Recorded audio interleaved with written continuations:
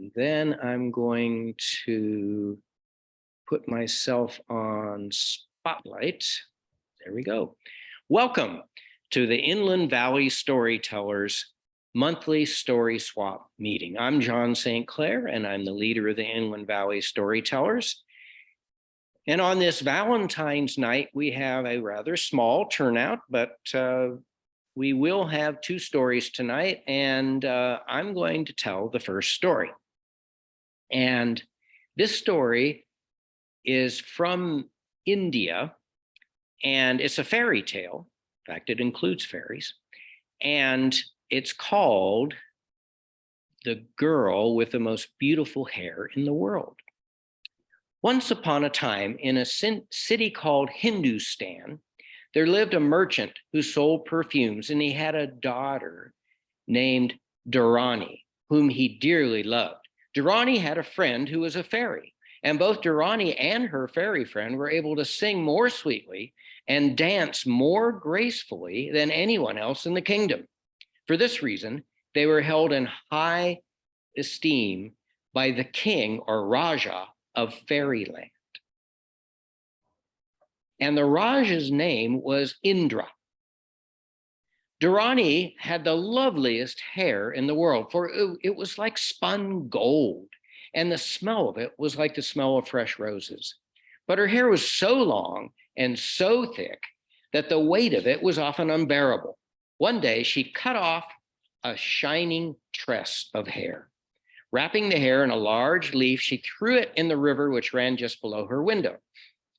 Now, it so happened that the king's son was out hunting that day and had gone down to the river to drink, and there floated towards him a folded leaf from which came a perfume of roses smell. So he picked it up out of the water, opened it, and within he found a lock of hair like spun gold, and from which came a faint, exquisite fragrance. When the prince reached home that day, he looked so sad and was so quiet that his father wondered if any ill had befallen him and asked his son what was the matter. The youth took the tress of hair which he had found in the river. Holding it up to the light, he replied, "See, my father, was there ever hair like this? Unless I can win and marry the maiden that owns this lock of hair, I must die." So the king immediately sent heralds throughout all his dominions to search for the damsel with hair like spun gold. At last he learned that she was the daughter of the perfume merchant. Rumor spreads quickly. Soon Dharani heard of this also. She said to her father, "If the hair is mine and the king requires me to marry his son, then I must do so. But please, father, ask the king to allow me this, that after the wedding, though I will stay all day at the palace, I wish every night to return to my old home." Now her father listened to her with amazement, but answered nothing, for he knew she was wiser than he. Of course, the hair was Dharani's, and soon the king summoned the perfume merchant and told him that he wished for his daughter to be given in marriage to the prince. The father bowed his head 3 times to the ground and replied, "Your Highness is our Lord, and all that you bid us, we will do. The maiden asks only this, that if after the wedding she stays all day at the palace, that she may be allowed to return each night to her father's house." The king thought this was a very strange request, but said to himself that it was, after all, his son's affair, and the girl would surely tire of going to and fro. So he made no difficulty, and everything was speedily arranged, and the wedding was celebrated with great rejoicing. At first, the condition attached to his wedding with the lovely Dharani troubled the prince very little, for he thought he would at least see his bride during the day. But to his dismay, he found that she would do nothing but sit the whole time upon a stool with her head bowed forward upon her knees, and he could never persuade her to say a single word. Each evening, she was carried back to her house on a covered platform that was carried on poles on the shoulders of 4 men. a transport called palanquin. Each morning, Durrani returned soon after daybreak, and yet never a sound passed her lips, nor did she show by any sign all day long that she saw or heard or heeded her husband. Unhappy and troubled, the prince was wandering in an old and beautiful garden near the palace when he came upon the old gardener who had served the prince's great grandfather. When the old gardener saw the prince, he came and bowed before him and said, "Child, why do you look so sad? What's the matter?" The prince replied, "I am sad, old friend, because I have married a wife as lovely as the stars, but she will not speak a single word to me, and I know not what to do. Night after night, she leaves me for her father's house, and day after day, she sits in mine as though turned to stone and utters no word, whatever I say or do." The gardener asked the prince to wait for him. A little later, he came back with 5 or 6 small packets, which he placed in the young man's hands. And he said, "Tomorrow, when your bride leaves the palace, sprinkle the powder from one of these packets upon your body. While continuing to see everything clearly yourself, you will become invisible." Here's Nick. "To everyone else, although he felt as usual and could see all that passed before him." He speedily caught up with the palanquin and walked beside it to the perfume merchant's dwelling. There his bride entered the house. He followed silently behind her. Durrani proceeded to her own room, where set 2 large basins, one filled with rose oil perfume and one of water. In these she washed herself, and then she arrayed herself in a robe of silver and wound about her neck strings of pearls, while a wreath of roses crowned her hair. When fully dressed, she seated herself upon a 4-legged stool over which was a canopy with silken curtains. There she drew around her, these she drew around her. Then she called out, "Fly, stool, fly." Instantly, the stool rose up in the air. The invisible prince, who had watched all these proceedings with great wonder, seized it by one leg as it flew away and found himself being borne through the air at a rapid rate. In a short while, they arrived at the house of Durrani's fairy friend, who, as I told you before, was a favorite with the king, or Raja, of fairyland. The fairy stood waiting on the threshold, as beautifully dressed as Durrani herself was. When the stool stopped by her door, the fairy friend cried out in astonishment, "Why, the stool is flying all crooked today."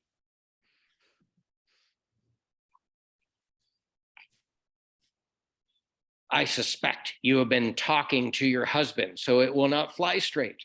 But Durrani declared that she had not spoken one word to him, and she couldn't think why the stool flew as if weighted down at one side, not knowing that the prince was hanging on to a leg. The fairy looked doubtful, but made no answer and took her seat beside Durrani, the prince again holding tightly to one leg. Then the stool carried both on through the air until it came to the palace of Indra, the Raja. All through the night, the women sang and danced before the Raja Indra, while a magic lute played by itself the most bewitching music the prince had ever heard, and the prince was quite entranced. Just before the dawn, the Raja gave the signal to cease. Again, the 2 women seated themselves on the stool, and with the prince clinging to one leg, it flew back to earth and bore Durrani and her husband safely to the perfume merchant's shop. Here the prince hurried straight back onto the palace. As he passed the threshold of his own rooms, he became visible again. Then he lay down upon a couch and waited for Durrani to arrive. As soon as she came, she took a seat and remained as silent as usual, with her head bowed on her knees. For a while, not a sound was heard. Presently, the prince said, "I dreamed a curious dream last night, and as it was all about you, I'm going to tell it to you, although I know you heed nothing from me." The girl indeed did not respond to his words and stayed as still as ever, but in spite of that, he proceeded to relate every single thing he had seen the evening before, leaving out no detail. And when he praised her singing, and his voice shook a little, Durrani just looked at him, but she said naught. though in her own mind she was filled with wonder. What a dream, she thought. Could it have been a dream? How could he have learned all that in the dream that I have done? Still, she kept silent. Only she looked that one time at the prince and then remained all the day as before with her head bowed upon her knees. When night came, the prince again made himself invisible and followed her. The same things happened again as had happened before, but Durrani sang better than ever. In the morning, the prince, a second time, told Durrani all that she had done, pretending that he had dreamed of it. Directly after he had finished, Durrani gazed at him and she said, "Is it true that you dreamt this, or were you really there?" "I was there," answered the prince. "But why do you follow me?" asked the girl. "Because," replied the prince, "I love you, and to be with you is happiness." This time, Durrani's eyelids quivered, but she said no more and was silent the rest of the day. However, in the evening, just as she was stepping into her palanquin, she said to the prince, "If you do love me, prove it by not following me tonight." And so the prince did as she wished, and he stayed at home. That evening, when she and her fairy friend flew through the air on the magic stool, it flew so unsteadily that they could hardly keep their seats. At last, the fairy exclaimed, "There's only one reason that it should jerk like this. You must have been talking to your husband." Durrani replied, "Yes, I have spoken," but no more would she say. That night, Durrani sang so marvelously that at the end, the Raja Indra rose up and vowed that she might ask whatever she liked and he would give it to her. At first, she was silent, but when he pressed her, she said, "If you insist, then I request the magic lute." The Raja, when he heard this, was displeased with himself for having made such a rash promise, because he valued the magic lute that played by itself above all his possessions. But as he had promised, so he must perform. "You must never come back again," he said roughly. "For once having asked for so much, how will you in the future be content with smaller gifts?" Durrani bowed her head silently as she took the lute. She passed with the fairy out of the great gate where the stool awaited them. More unsteadily than ever, it flew back to earth. When Durrani got to the palace that morning, she asked the prince whether he had dreamed again. He laughed with happiness, for this time she had spoken to him of her own free will. "No," he replied, "but I begin to dream now, not of what has happened in the past, but what may happen in the future." That day, Durrani sat very quietly, but she answered the prince when he spoke to her. And when evening fell, and with it the time for her departure, she still sat on. The prince came close to her and said softly, "Are you not going back to your house tonight, Durrani?" At that, she rose and threw herself into his arms, whispering, "Never again, nay, never again will I leave thee." So the prince won his beautiful bride. And though neither of them dealt any further with fairies and their magic, they learned more daily of the magic of love. Aw. You. Yay. Very sweet. Okay, so we had Nick join us. I am in fact here after many delays.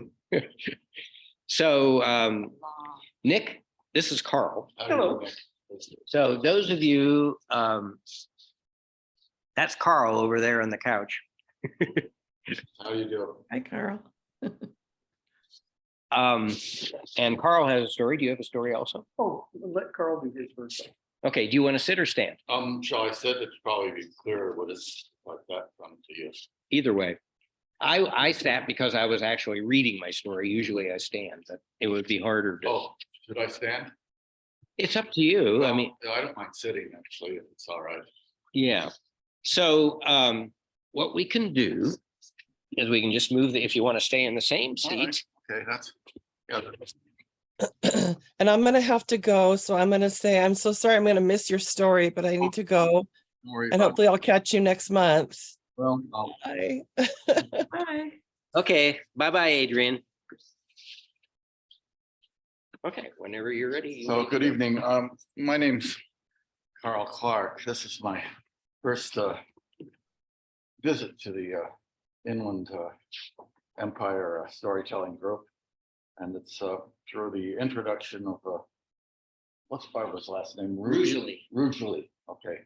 Barbara Rugeley, who has encountered me at the Repertory Opera Company of Pomona, where we have Wednesday at noon programs. In fact, they're preparing a program for tomorrow that consist of a series of opera arias and art music like show tunes and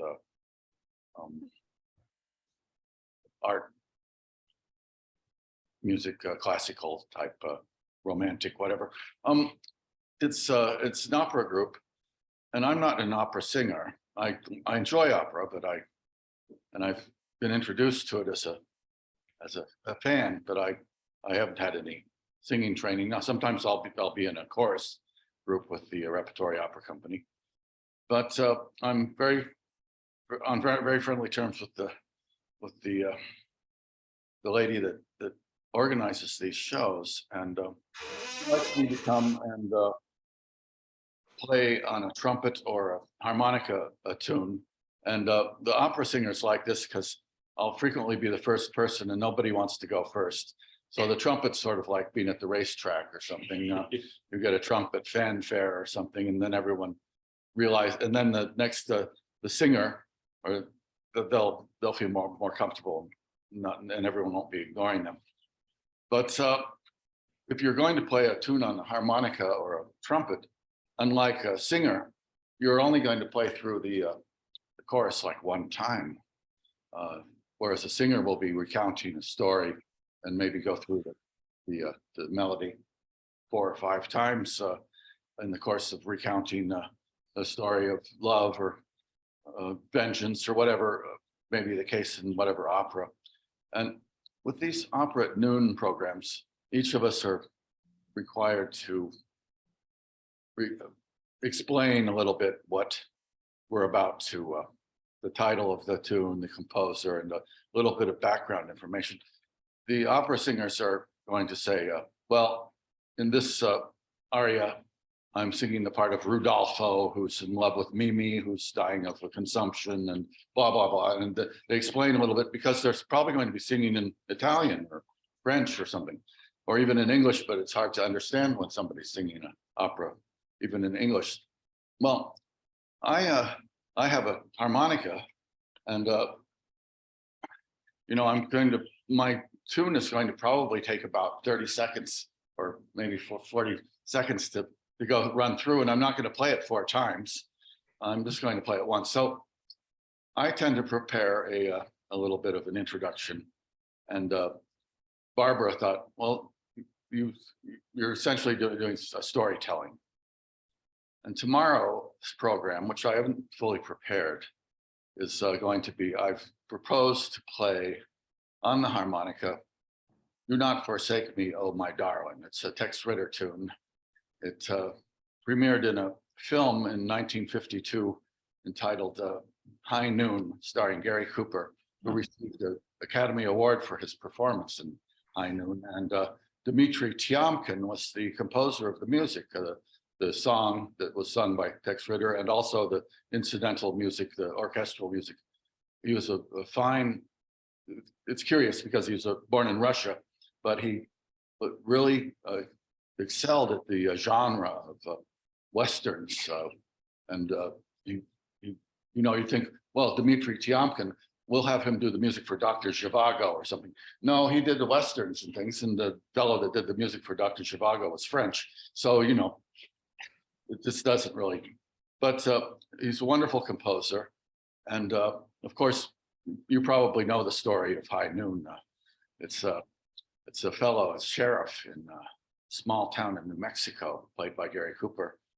And he learns that some maniacal, psychotic killer that he sent away to prison has been pardoned. And the killer is coming back to town, and he's arriving at noontime on the train, and he's going to seek vengeance on Gary Cooper, the sheriff of the town. And he's coming along with a couple of pals.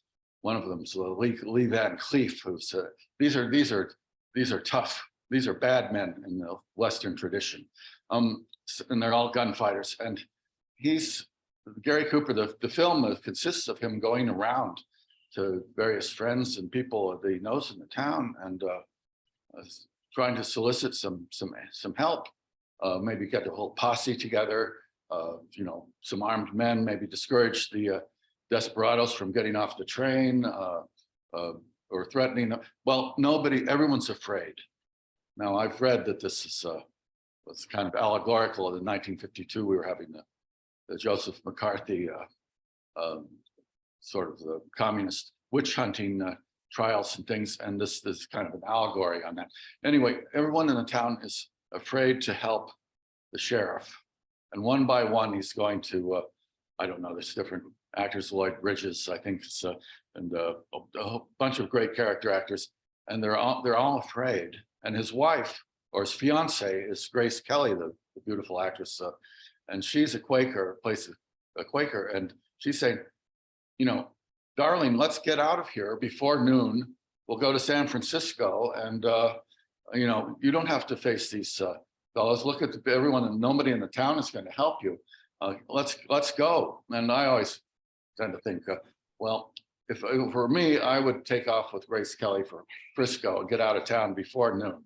But this is that would ruin the film. And Gary Cooper has this very solid ethic, and that has to take responsibility for the situation, face the music. And there's a wonderful, extraordinary gunfight, and I have to practically see it again. But anyway, the tune that is a Tex Ritter tune goes something like this. I won't play the whole thing, but this is how I usually introduce the tune, and then goes something like that.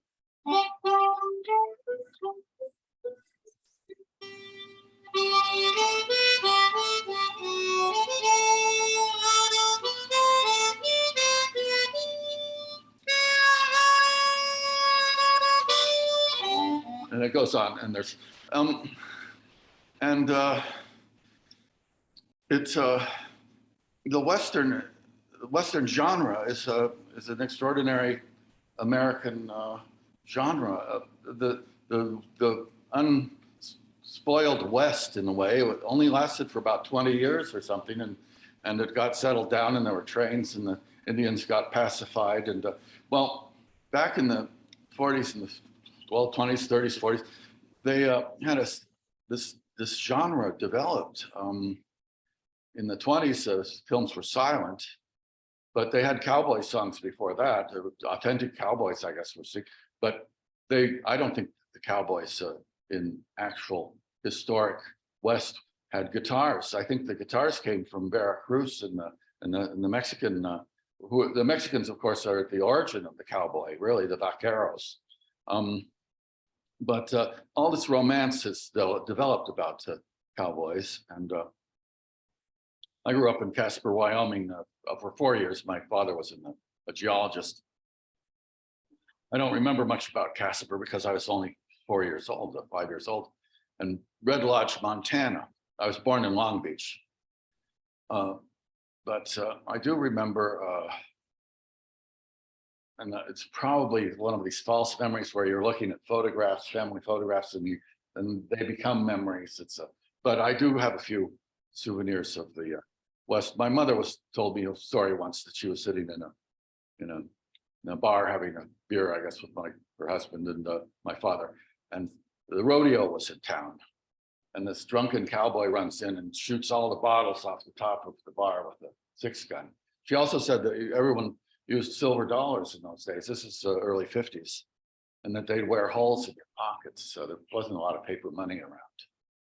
But the West was long gone. The West that we're watching in these films, they had the silent pictures, and they had, I guess, probably real cowboys that would ride. But then suddenly the talkies came along, and you had to be able to speak. And this caused a sensation with the actors and actresses, you had to have an oratorical sort of ability or something. And suddenly they had this phenomenon of the singing cowboy. Gene Autry was one of the first, Roy Rogers. These fellows would sing, and the movies would consist of a number of songs and maybe a love scene, and then some kind of shoot 'em up with the bad guys or something. That they were kind of they were sort of typical.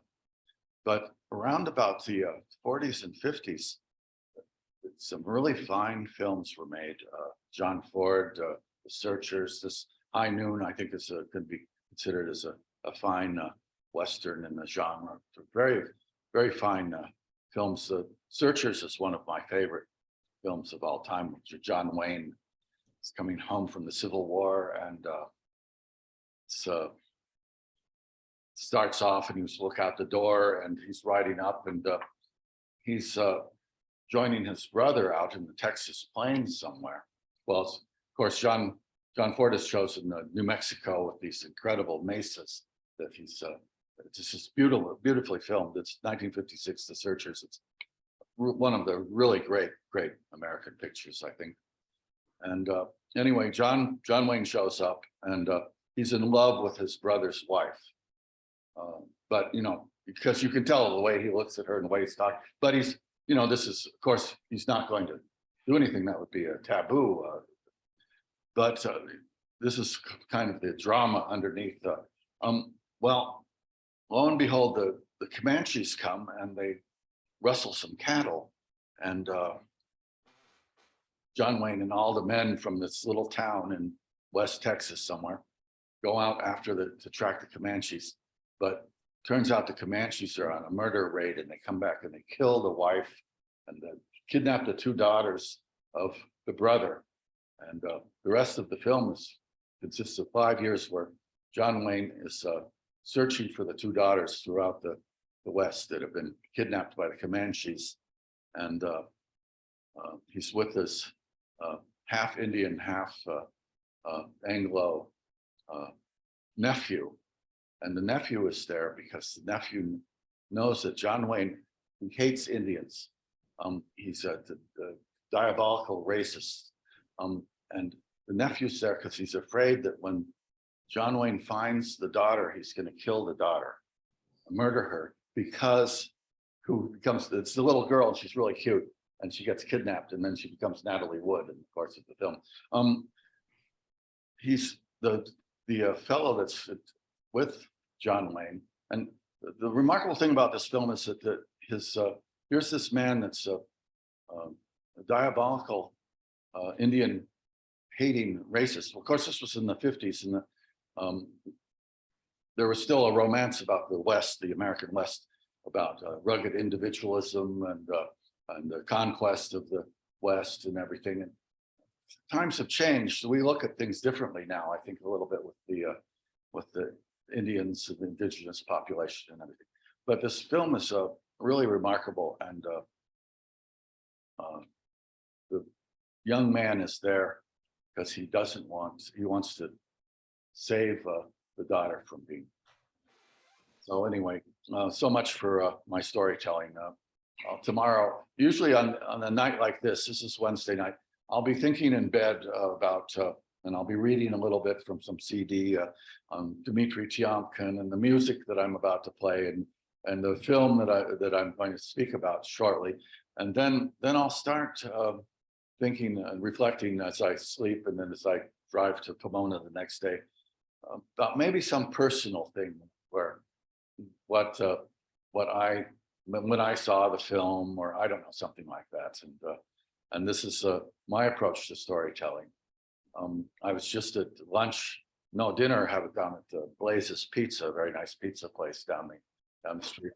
I read the New York Times, and I cut up the newspaper and cut out the articles that I find are interesting and that I'm going to read. And the obituary column of the New York Times is what interests me most. I don't really care about politics very much, but the obituaries, these are memoirs really. And there's good evening. there was one extraordinary obituary that I'll end my sequence with, about a fellow named Solomon Perel, a Jew who posed as a Nazi to survive, dies at 97. Extraordinary story about a young man who's captured by the German army, and his mother has said, "Save yourself." He's Jewish, but his father has said, "Always remain a Jew." Well, the Germans capture this kid, and he takes his mother's advice. He says, "I'm an ethnic German." And he's taken by the Wehrmacht, and he's embraced into a service with them and as a Russian-speaking interpret. And then he's shipped back to Germany, and he becomes a black shirt, a Nazi youth. Well, you know, you can tell a Jew from a Gentile in Europe by looking at the sexual organ, which if it's circumcised, the boy is Jewish. If it's not circumcised, since the Europeans didn't go for circumcision. But fortunately, in this school that he was in with the Nazi youths, the shower stalls were individual, so he couldn't be detected in. And so for 5 years, he became a Nazi youth. Fascinating story. Memoirs are what my storytelling is going to be based probably on historical and musical. Music is my great passion, and some of my travel experiences. If I ever have the pleasure of joining you again for a storytelling session, this was just kind of an introduction. But anyway, that's much as I have to say. I spent 30 years in Paris, in Champigny-sur-Marne. It's a little suburb in the east of Paris, after I spent some time in New York City. And I just got back to the Inland Valley in 2018, after 30 years in France.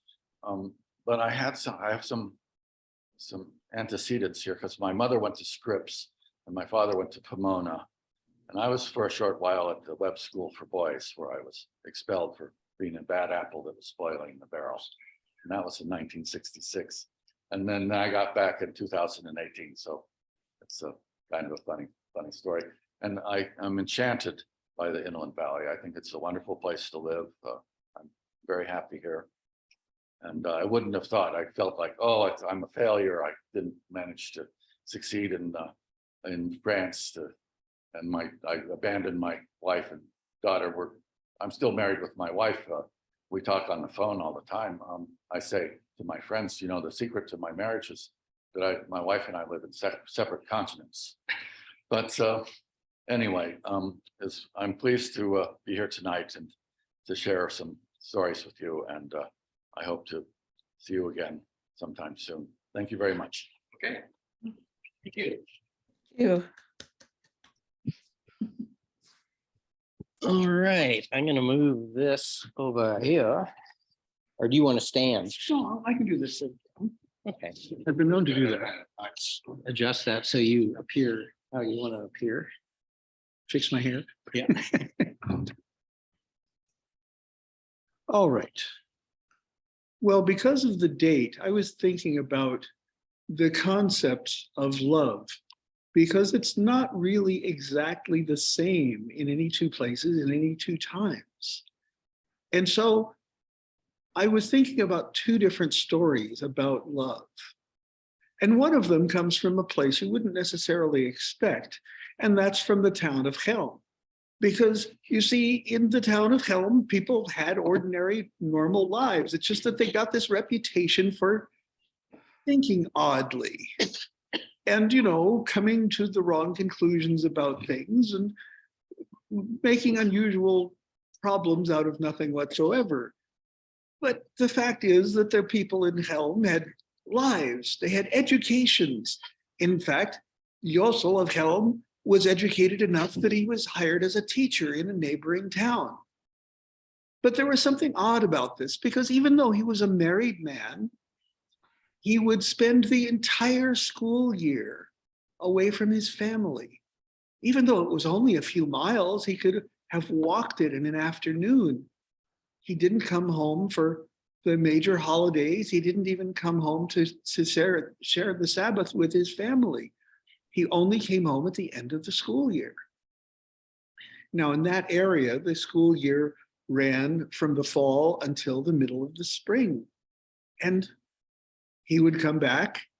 And then for the families, the farming families and the merchant families who had their work mostly at the planting time, he would go back and teach their children again and not come home again until Hanukkah. So the rabbi was very puzzled by this behavior because he seemed to love his wife greatly and his wife seemed to love him, but they spent most of the year apart.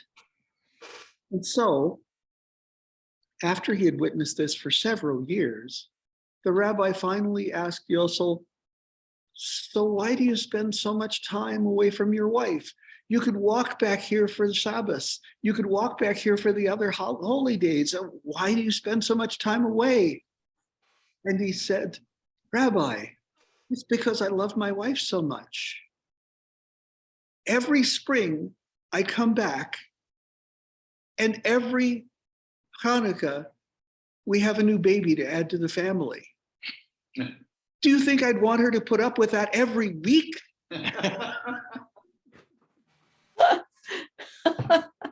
And such is the way that people think in hell. But the other thing was a story from American history that was told by one of the participants. For you see, I don't know if you ever watched the old Walt Disney TV shows, but in fact, they did some things that were based on American history that were fictionalized, but based on real events. And some of those had to do with a certain David Crockett and his acquaintance, Mike Fink. Now, the fact is, both of them were real men. Most people understand that David Crockett was a real man. After all, he died at the Alamo. He was in Congress, and he hated the name Davy. He was David.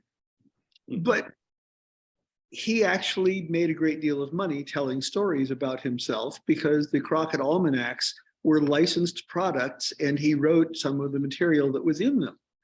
And they kept getting republished with further editions by him long after his death. So the fact is that he and Mike Fink were in fact acquaintances, like in the Disney television productions, and they would compete with each other to see who was strongest or toughest or the best marksman. And they got into an argument about that last one time. They were at Mike Fink's home. He was not away on one of his boating trips, and Crockett was not in Congress at the time because he only served one term there because of a certain scandal that we won't go into having to do with how he won the election the first time. But the fact is that he was with Mike Fink and they got into an argument about which one was the best shot. And so they started shooting at tougher and tougher targets. Birds in flight, squirrels jumping from branch to branch, individual acorns on trees at a distance. And finally, Mike Fink called out to his wife, who was in their cabin, and she came out and he said, "Dear, would you go over on that hill over there and put this sulfur match in your mouth with the sulfur end out?" And she said, "Sure." And she walked over onto that hill and she did exactly that. And he said, "Oh, wait, take this second one along with you, second match." And so she went over to the hill, put the match in her mouth with the sulfur end out, and Mike Fink got out his long rifle, aimed really carefully, and he shot, and that rifle ball shot straight across and hit the end of that match just right, so that poof, that little flame came up from the match. Didn't jar a tooth in her mouth, and she was able to let go and step on that match without burning a hair on her nose. Well, Mike Fink, he said to David Crockett, "Now you do the same shot with that, and I'll admit that you're at least my equal." And Mike Fink's wife put the second match in her mouth, sulfur and out. And David Crockett, he picked up his own rifle and he looked. And he looked. And finally, he set the rifle down and said, no, no. Now you love your wife and your wife loves you, and she trusts you to have a steady hand and not hurt a hair on her head when you take that shot. But I'm not her husband, and I cannot take the liberty of shooting at another man's wife that close.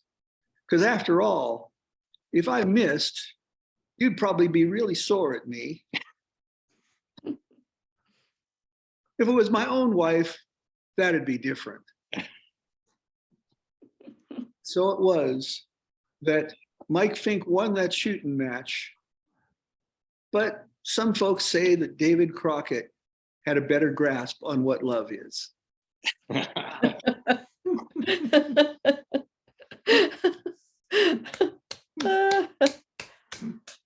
Very good. Hey, well, let me change this back to gallery. Thank you for joining us, Leslie. I hope you You're enjoyed the welcome. stories. Yeah, no, I'm glad you included me. You're welcome anytime. And usually we have, well, last month we had 6 stories. But this being Valentine's Day, some of our Yes. regulars are not here. So I'm going to stop